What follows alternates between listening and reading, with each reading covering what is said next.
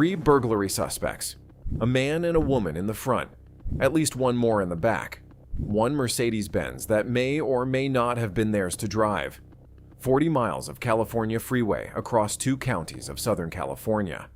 And one of the cleanest pit maneuvers the California Highway Patrol has put on live television in years. They started in the San Fernando Valley, just before the afternoon rush. They didn't stop until 40 miles east, deep into the Inland Empire, when a single CHP cruiser pulled alongside, made contact with the right rear quarter panel, and ended the entire pursuit in under 3 seconds. The driver gave up before the car finished rocking. The pursuit started in Lakeview Terrace, in the northeast corner of the San Fernando Valley. We're hearing that it started in Lakeview Terrace. When LAPD officers tried to pull over a Mercedes-Benz they believed was carrying a group of burglary suspects. Keep in mind, they are burglary suspects. At least that's the preliminary report. The driver didn't stop. He didn't slow down. He didn't pull over. Within seconds of seeing lights and hearing the siren, he took the car onto the on-ramp for the eastbound 210 freeway and accelerated. By the time ABC7's news helicopter caught up overhead, the pursuit had already moved out of LAPD jurisdiction. The California Highway Patrol, the agency that takes over the moment a chase enters freeway territory, was already on it. The CHP now has taken over this pursuit. CHP cruisers were rolling out of the nearest barracks. CHP air support was already in the sky. And the LAPD units that had been chasing the Mercedes for the first few miles were peeling off, handing the pursuit cleanly to the freeway agency that was built for exactly this kind of work. From that moment, 3 CHP cruisers were stacked behind the Mercedes in formation, holding a steady gap, and the California Highway Patrol's own helicopter was in the air, alongside the Newsbird. Less than 10 minutes into the chase, the pursuit was already operating at full mobilization, and the air crew, getting their first close look at the vehicle, started calling out details on live television. It's apparently a Mercedes-Benz C-Class. As you can see, gray in color, dark gray. A Mercedes-Benz C-Class. Sleek, mid-size, German-engineered, and almost certainly more expensive than the people inside it could afford.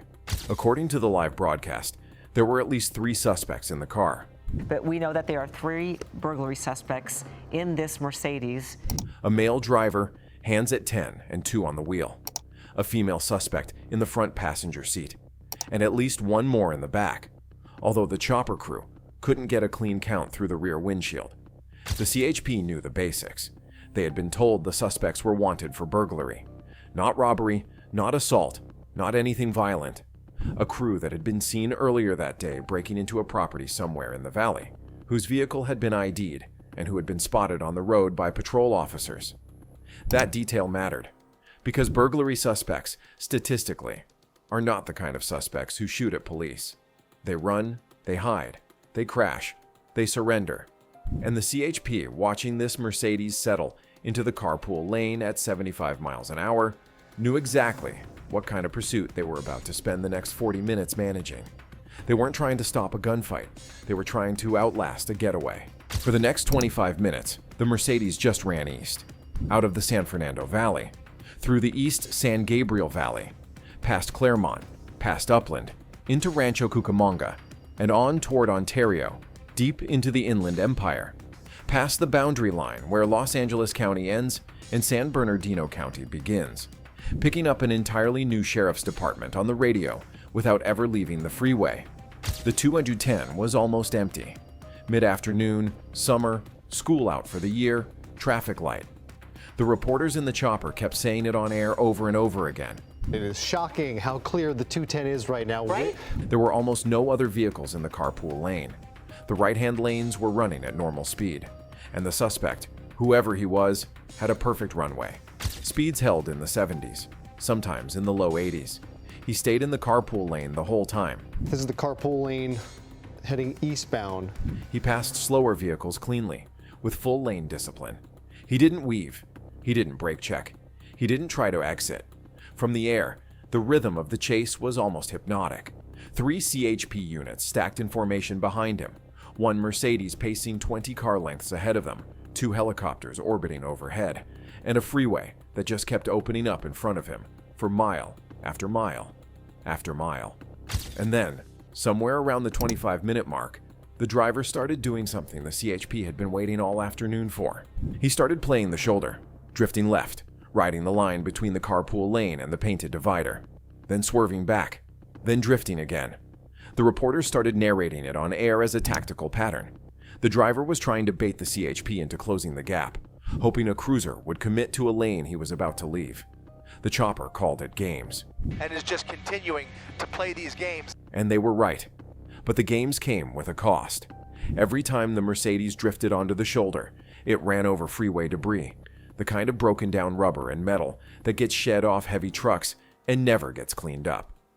The chopper reporters were already saying it on live air. At this kind of speed, that maybe something there, a piece of debris, acts as its own spike strip. The CHP didn't even need to deploy one. The Freeway was deploying it for them. By the 35-minute mark, the Mercedes had been running for nearly 40 miles. The carpool lane was opening up wider. Traffic was thinning out ahead. And the CHP, which had been pacing the suspect for over half an hour, finally had what they had been waiting for: open road, empty lanes, no civilians anywhere within a quarter mile of the Mercedes. The Inland Empire stretch of the 2 and 10 late afternoon in August.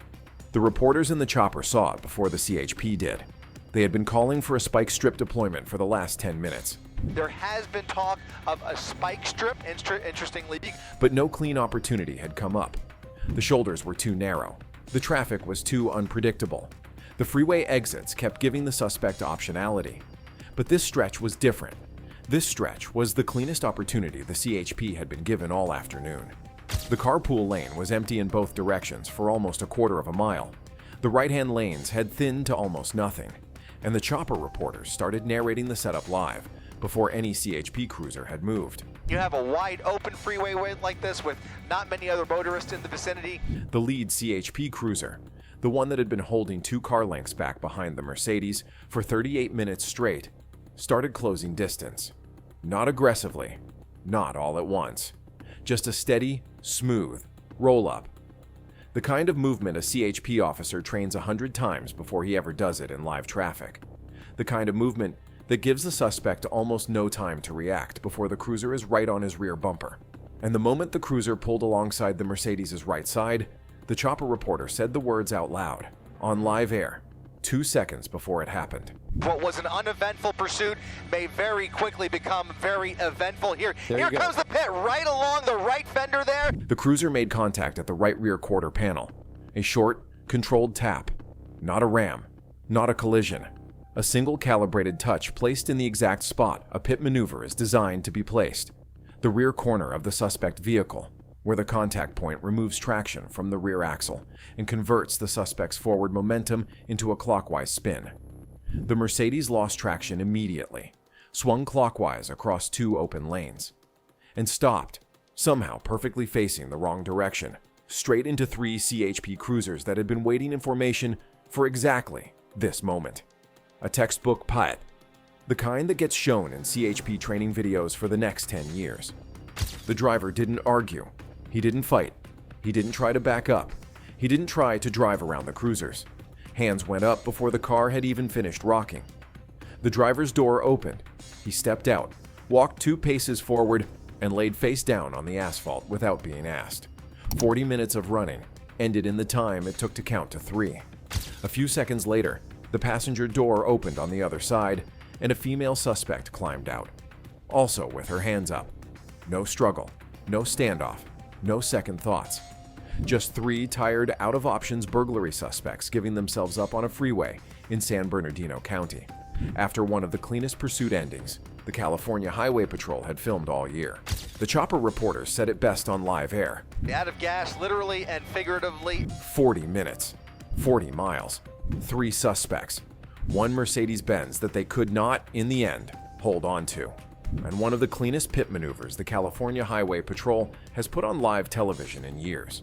The kind of textbook end-of-pursuit footage that gets replayed in newsrooms, in academy training rooms, and on every CHP highlight reel for the rest of the year. That's right, one more for the CHP highlight reel. Charges filed at the time of booking included felony evasion of a peace officer, multiple counts of residential burglary, conspiracy to commit a felony, and depending on whether the Mercedes was ultimately confirmed as stolen, grand theft auto on top. All three suspects, the male driver, the female passenger, and the third suspect from the back seat, were taken into custody at the scene without injury. The original ABC7 broadcast of this pursuit has since been watched more than 8 million times.